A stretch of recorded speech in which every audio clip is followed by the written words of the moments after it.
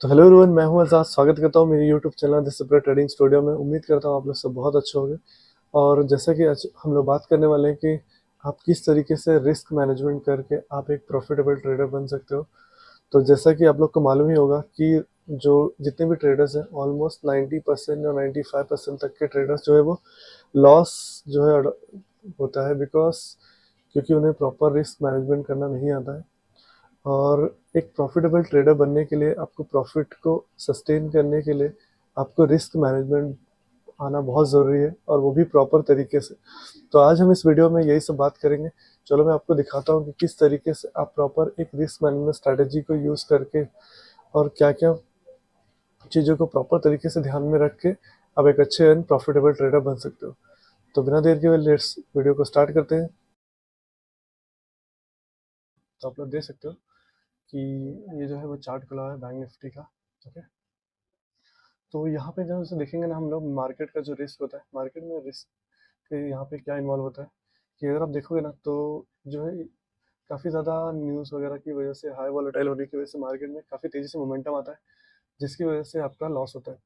और इससे क्या होता है कि आपका जो रिस्क मैनेजमेंट या फिर जो ट्रेडिंग स्ट्रैटेजी बनाई होती है वो फेल हो जाती है, वहाँ पे वर्क नहीं करती। इसकी वजह से आपका जो है वो स्टॉप लॉस हिट हो जाता है। ओके, तो ये एक रीज़न है।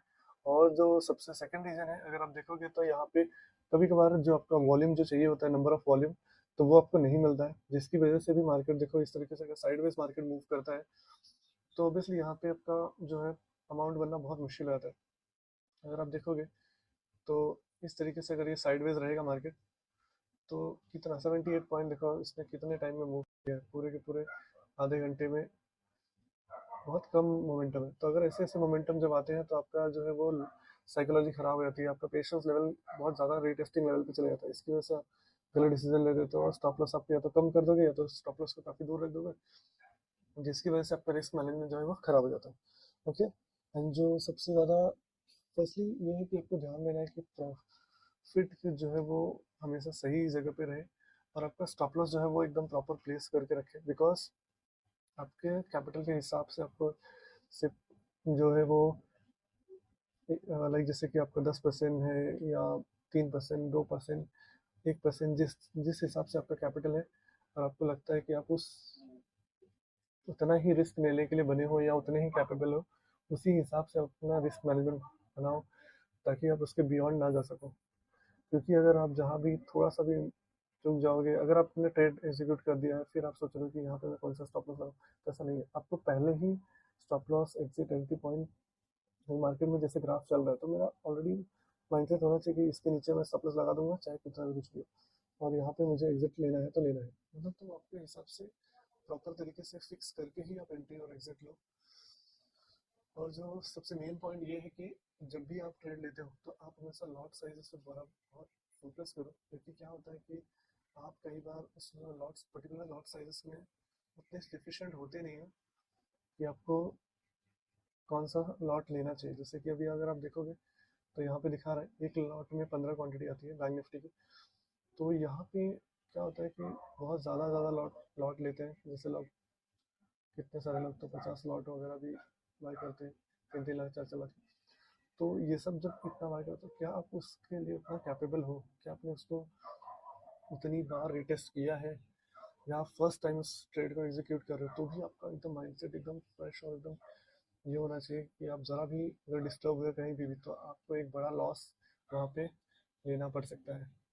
तो और जो सबसे मेन पॉइंट है इसके, एक ये भी है कि साइकोलॉजिकली आप थोड़ा सा मेंटली काफ़ी प्रिपेयर रहो, क्योंकि बड़े सडनली लॉसेस कभी भी हो जाते हैं मार्केट के अनसर्टेन इवेंट की वजह से। कभी भी मार्केट का ग्राफ जो है तो नीचे तेज़ी से मोमेंटम आ जाएगा और आपका स्टॉप लॉस जो है वो कई बार जंप कर जाता है।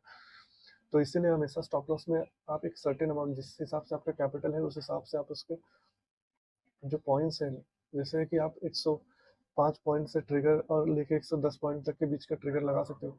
मतलब ऐसे एक ही का मत रखो, ऐसे 5 पैसे 10 पैसे या 1 रुपए का ट्रिगर रखने की वजह से क्या होता है कि तेजी से मोमेंटम आता है और वहां से आपका जो है वो ट्रेड जो है वो जंप कर जाता है और वहां आपको लॉस बुक करना पड़ जाता है।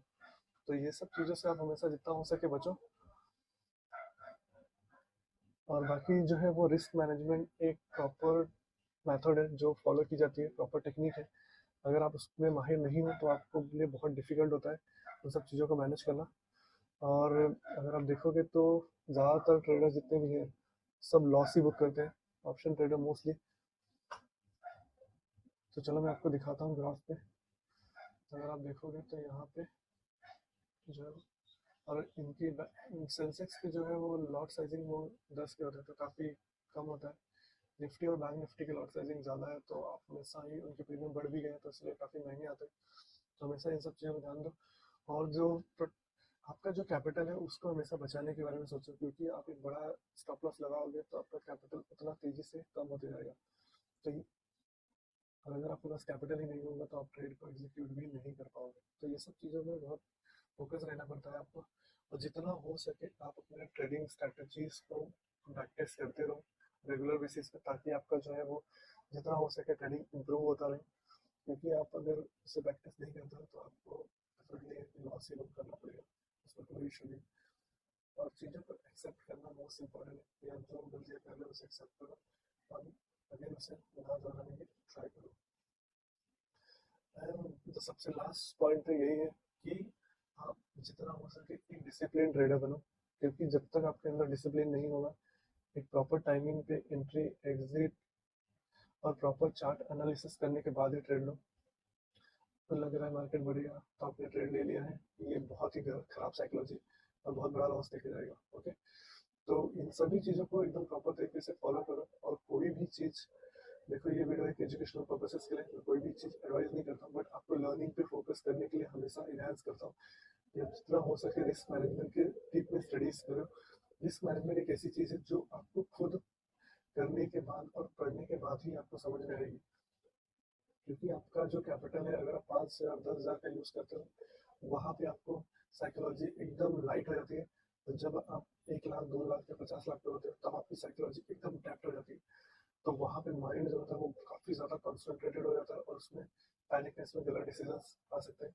तो ये सभी चीज़ों पर ध्यान दो प्रॉपर तरीके से। बाकी आप अगर ये सब चीज़ों में अभी एक बार मास्टर्स कर लेते हो तो आप एक अच्छे ट्रेडर बन पाओगे। और बड़े बड़े ट्रेडर्स को आप देखोगे ना, उनका जब भी आप ट्रेड देखोगे तो वो ये चीज़ फॉलो करते हैं। जहाँ उनका लॉस होता रहेगा वो वहाँ से एग्जिट मार लेते हैं, क्योंकि लॉस ऑप्शन ट्रेडिंग सबसे ज़्यादा रिस्की होता है बिकॉज उसमें डीके बहुत होता है। तो लॉस बुक और कैरी दोनों ही नहीं किया जा सकता उसमें। तो जितना हो सके छोटा लॉस बुक करके निकल जाओ और बड़े ट्रेड के लिए सेटअप के लिए वेट करो।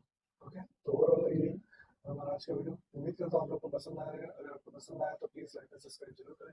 मिलते हैं हमारे नेक्स्ट वीडियो में।